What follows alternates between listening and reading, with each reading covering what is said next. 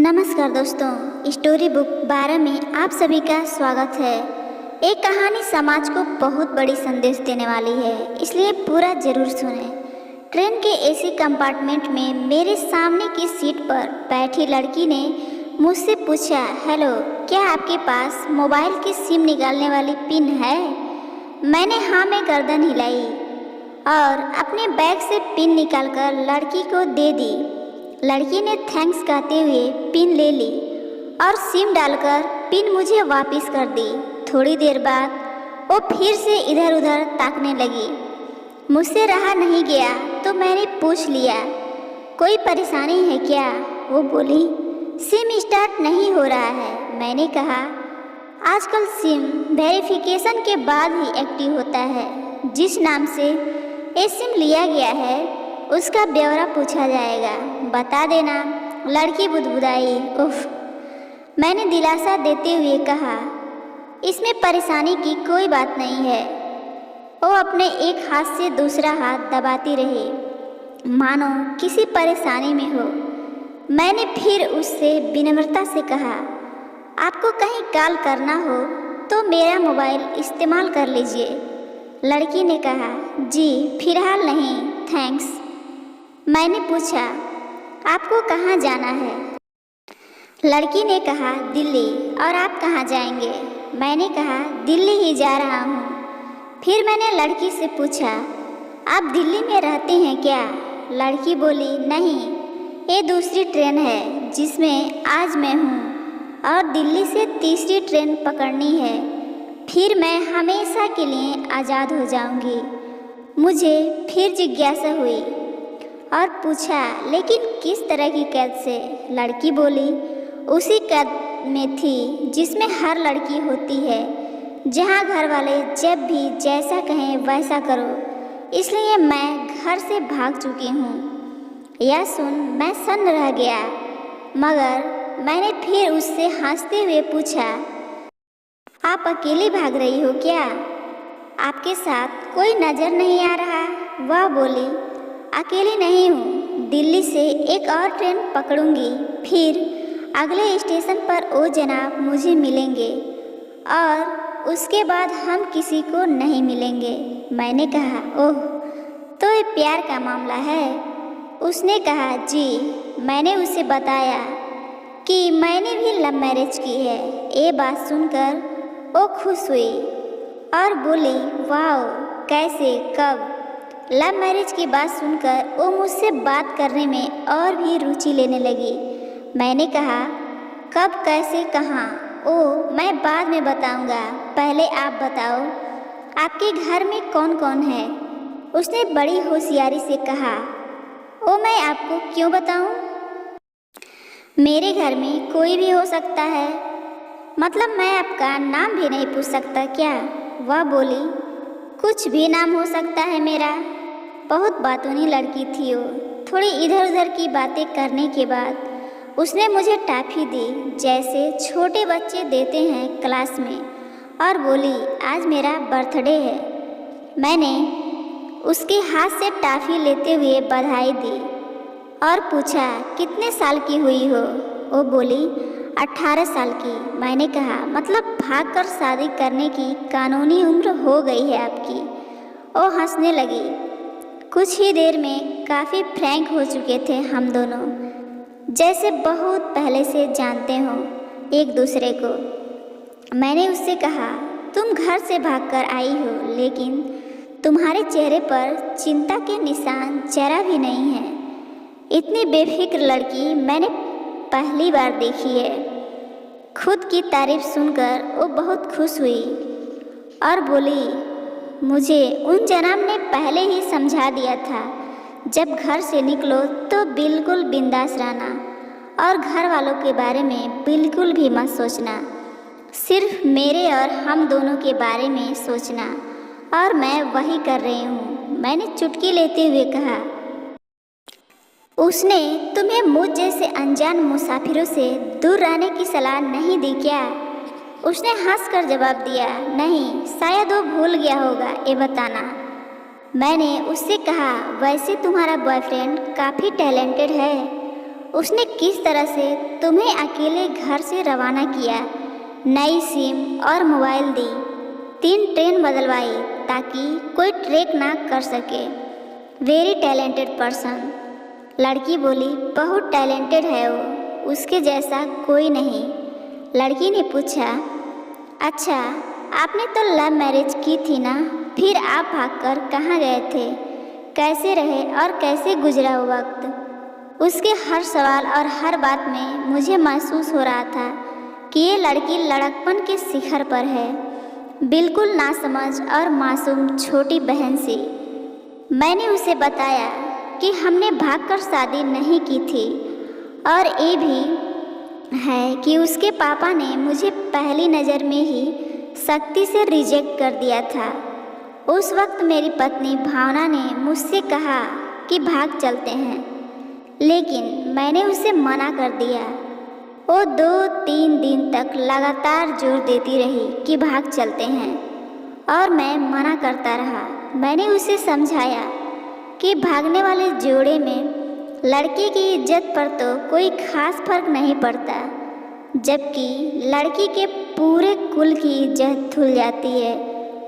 बुराइयों के तमाम शब्दकोश लड़की के लिए इस्तेमाल किए जाते हैं। भागने वाली लड़की आगे चलकर वृद्ध भी हो जाए तब भी जवानी में किए उस कर्म का कलंक उसके माथे पर से नहीं मिटता। मैं मानता हूँ कि लड़का लड़की को तौलने का ये दोहरा मापदंड गलत है, लेकिन हमारे समाज में तो सामाजिक नज़रिया यही है। वो अपने नीचे का होठ दांतों तले पीसने लगी। उसने पानी की बोतल लेकर एक घूंट पिया। मैंने कहा, अगर मैं उस दिन उसे भगा ले जाता तो उसकी माँ तो शायद कई दिनों तक पानी भी ना पीती। इसलिए मेरी हिम्मत नहीं हुई कि ऐसा करने की। मैं जिससे प्रेम करूं उसके माँ बाप मेरे माँ बाप के समान ही हैं, चाहे शादी ना हो तो ना हो। कुछ पल के लिए वो सोच में पड़ गई, लेकिन मेरे बारे में और अधिक जानना चाहती थी। उसने पूछा, फिर आपकी शादी कैसे हुई? मैंने बताया कि भावना की सगाई कहीं और कर दी गई थी, लेकिन जैसे जैसे शादी नज़दीक आने लगी उन लोगों ने दहेज की डिमांड बढ़ने लगी और अंत में वह रिश्ता टूट गया। फिर किसी तरह उसके घर वालों को समझा बुझाकर मैं फ्रंट पर आ गया और हमारी शादी हो गई। लड़की बोली, ये सब किस्मत की बात थी, चलो अच्छा हुआ आप मिल गए, वरना तो गलत लोगों में फंसी जाती। मैंने कहा, जरूरी नहीं कि माता पिता का फैसला हमेशा सही हो, और ये भी जरूरी नहीं कि प्रेमी जोड़े की पसंद ही सही हो। दोनों में से कोई भी गलत या सही हो सकता है। काम की बात यहाँ ये है कि कौन ज़्यादा वफादार है। लड़की ने फिर से पानी का घूंट लिया और मैंने भी। लड़की ने तर्क दिया, और हमारा फैसला गलत हो जाए तो कोई बात नहीं, उन्हें ग्लानि नहीं होनी चाहिए। मैंने कहा, फैसला ऐसा हो जो दोनों का हो, बच्चों और माता पिता दोनों की सहमति हो, वो सबसे सही है, बुरा मत मानना। मैं कहना चाहता हूँ कि तुम्हारा फैसला तुम दोनों का है, जिसमें तुम्हारे पेरेंट्स शामिल नहीं हैं, ना ही तुम्हें इश्क का असली मतलब पता है। तभी उसने पूछा, क्या है इश्क का सही अर्थ? मैंने कहा, तुम इश्क में हो, तुम अपना सब कुछ छोड़कर चली आई, ये इश्क है।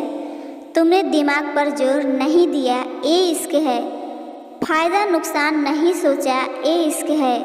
तुम्हारा दिमाग दुनियादारी के फितूर से बिल्कुल खाली था। उस खाली जगह में इश्क का फितूर भर दिया गया। जिन जनाब ने इश्क को भरा, क्या वो इश्क में है? यानी तुम जिसके साथ जा रही हो वो इश्क में नहीं, बल्कि होशियारी और हीरोगिरी में है।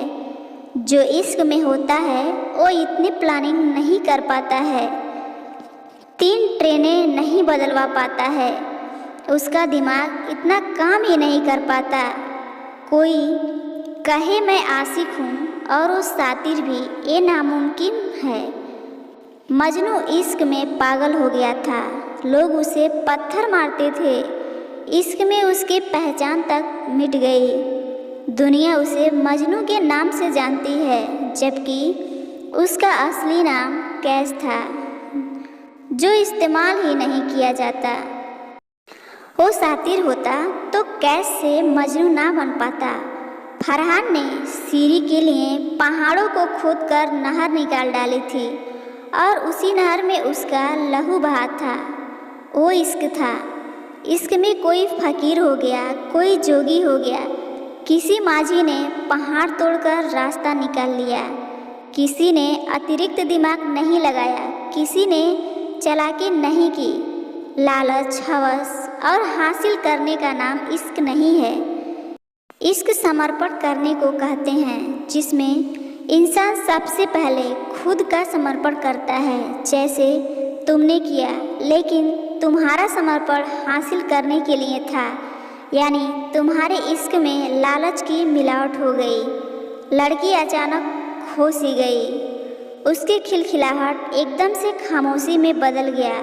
मुझे लगा मैं कुछ ज़्यादा ही बोल गया, फिर भी मैंने जारी रखा। मैंने कहा, प्यार तुम्हारे पापा तुमसे करते हैं। कुछ दिनों बाद उनका वजन आधा हो जाएगा। तुम्हारी माँ कई दिनों तक खाना नहीं खाएंगी, ना ही पानी पिएंगी। जबकि आप अपने आशिक को आजमा कर देख लेना, तो उसकी सेहत पर फर्क नहीं पड़ेगा, ना दिमाग पर। वो अक्लमंद है, अपने लिए अच्छा सोच लेता है। आजकल गली मोहल्ले के हर तीसरे लड़के को जो इश्क हो जाता है, वो इश्क नहीं है, वो सिनेमा जैसा कुछ है। एक तरह की स्टंटबाजी, डेयरिंग, अलग कुछ करने का फितूर, और कुछ नहीं। लड़की के चेहरे का रंग बदल गया। ऐसा लग रहा था वो अब यहाँ नहीं है। उसका दिमाग किसी अतीत में टहलने निकल गया। मैं अपने फ़ोन को स्क्रॉल करने लगा, लेकिन मन की इंद्री उसकी तरफ थी। थोड़ी ही देर में उसका और मेरा स्टेशन आ गया। बात कहाँ से निकली थी और कहाँ पहुँच गई। उसने चुपचाप बैग में से आगे का टिकट निकाला और फाड़ दिया और मुझसे कहा, एक कॉल करना है। मैंने मोबाइल दे दिया।